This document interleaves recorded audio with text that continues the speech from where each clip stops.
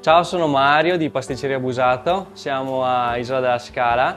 Oggi vedremo un po' di vita di laboratorio, faremo un po' di brioche, magari finiamo qualche torta, faremo i nostri prodotti classici che sono il risino e il risone.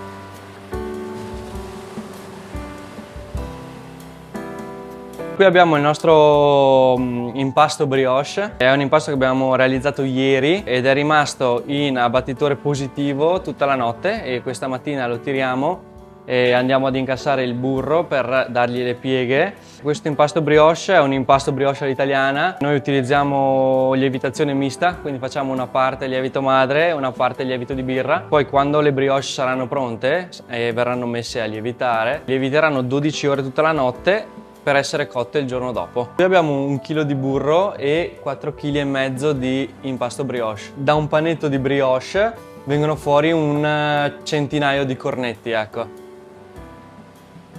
Andiamo ad abbassare il nostro burro piatto.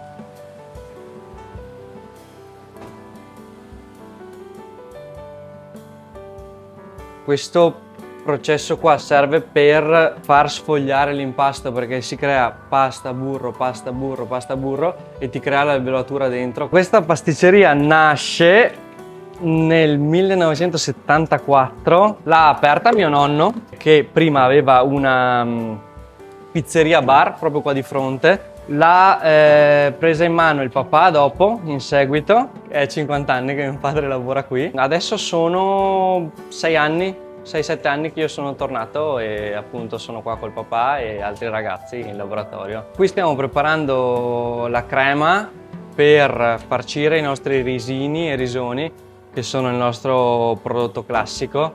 Risino è fatto con frolla e crema di riso, mentre il risone è una pasta sfoglia caramellata, sempre ripiena con la stessa crema. Abbiamo il riso che abbiamo cotto ieri con latte, zucchero, burro e un pizzico di sale.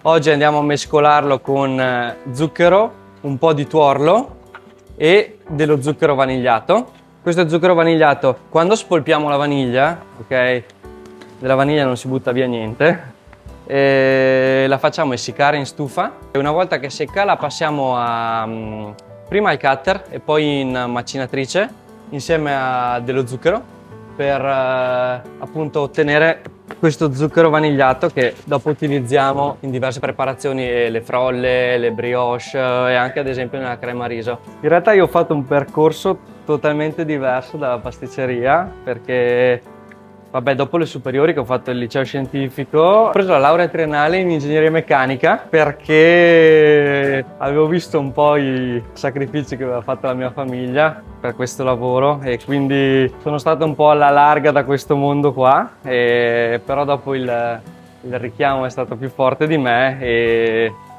quindi ho intrapreso questa strada della pasticceria, ecco. La differenza tra artigianalità e prodotto industriale, allora innanzitutto la qualità della materia prima e dopo la differenza tra artigianalità e industriale sta nel mettere le mani in pasta, ecco.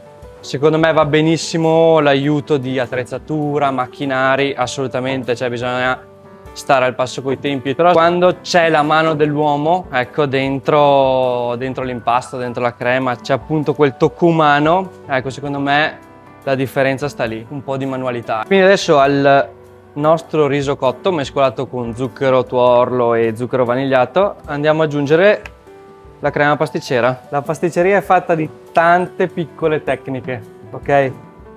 Può essere dall'uso della spatola, può essere dall'uso del cornetto, dalla gestione dell'impasto. Sono tutte piccole skills che vanno a sommarsi fino a che non diventi un pasticcere completo, ecco. Ci vuole passione più che tempo, nel senso che se questo lavoro lo fai con passione, nel giro di qualche anno puoi diventare un buon pasticcere, perché per arrivare al prodotto finito ci sono tanti passaggi, tanti tempi di riposo e tutti questi vanno assolutamente rispettati per ottenere quello che poi in un boccone viene finito. Adesso praticamente con la crema che abbiamo realizzato prima andiamo a farcire i risini, che appunto in questo stampo abbiamo tutto il contorno di pasta frolla e noi andiamo a riempire con la crema riso.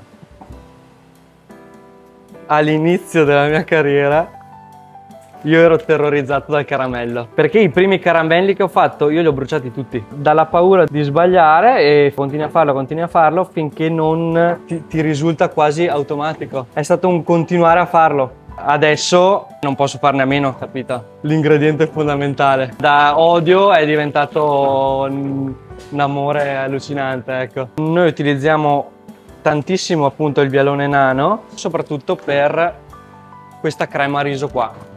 O se no anche nel weekend facciamo delle brioche speciali con riso latte e caramello salato, e anche lì nel riso latte utilizziamo il bialone nano. Il bialone nano appunto è questo chicco tipico di questa zona, è caratterizzato da un chicco più piccolino rispetto ai carnaroli, più ricco di amido, tiene meno la cottura, però è molto più piacevole in bocca. Questo è il prodotto finito di quello che stavamo facendo prima, quindi il risino, vedi, frolla e ripieno di crema di riso. Tra i nostri prodotti classici abbiamo i cannoncini a rotola della pasta sfoglia intorno a una cannetta d'acciaio, e dopo appunto la sfoglia caramella in forno, e li riempiamo con crema pasticcera e dopo la sacripantina, che è pan di Spagna grattugiato.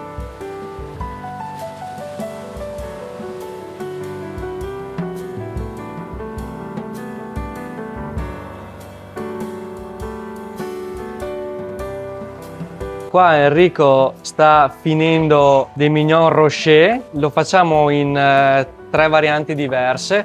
Allora in questo caso qua abbiamo quello con le nocciole caramellate, mousse alla nocciola, e l'interno ha un caramello al cioccolato al latte.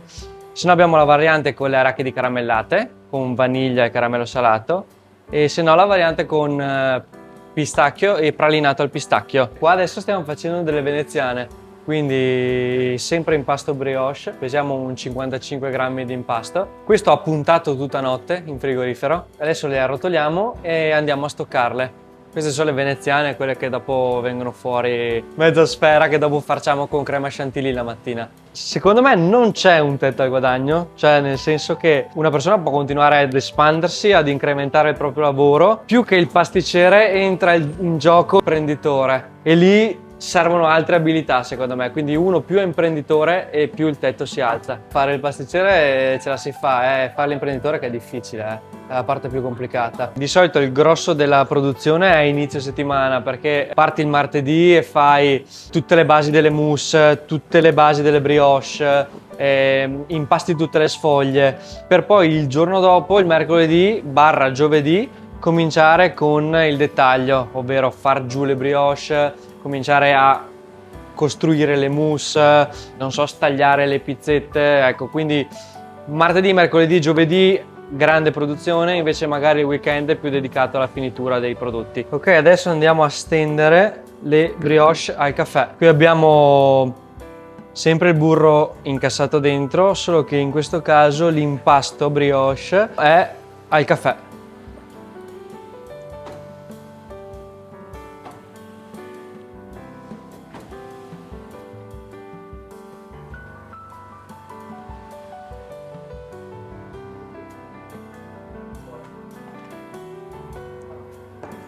Adesso praticamente andiamo a rilassare la pasta. Là. Qui praticamente con quella del caffè faremo dei nodini.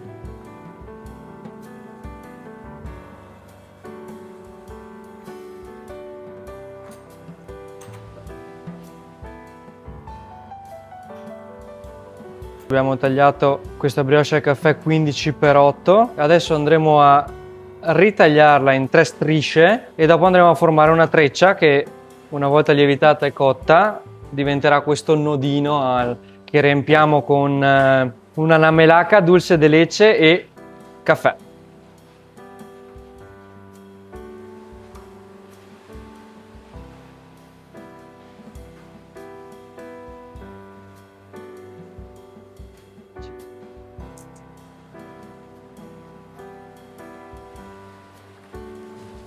Dopo questa qua praticamente viene messa a lievitare dentro il suo stampino e dopo crescerà anche una volta infornata. Assolutamente da il costo delle materie prime, che può dipendere sia dalla qualità della materia prima o anche sia dalle quantità che vengono acquistate, e assolutamente dalla manodopera, che secondo me è il fattore che incide di più in questo settore. Il guadagno incerto può essere incerto per tutti, perché noi ogni mattina apriamo la porta del negozio e non si sa come andrà fino a sera, è un po' un'incognita. Lo scoglio più grande è partire da zero con un laboratorio di pasticceria.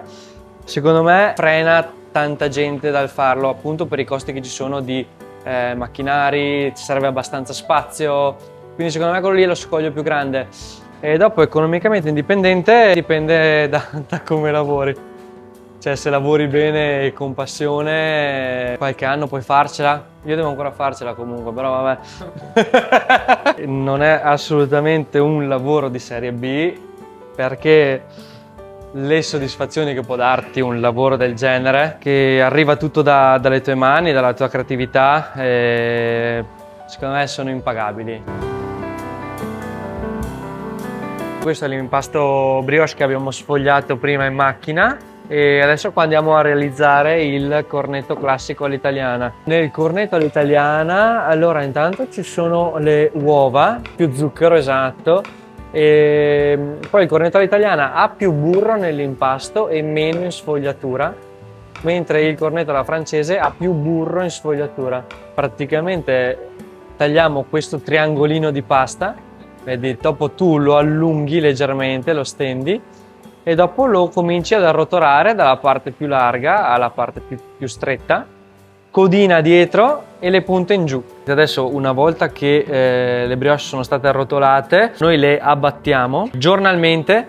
Andiamo a mettere in cella di lievitazione quelle che ci serviranno la mattina successiva. La mattina si arriva, si spennella con l'uovo, si inforna e una volta che si raffreddano, lì abbiamo le diverse farciture e le diverse forme delle brioche: cannella, marmellata, cioccolato, nocciola, ecco, ce ne sono diversi tipi. Questi sono alcuni dei nostri prodotti.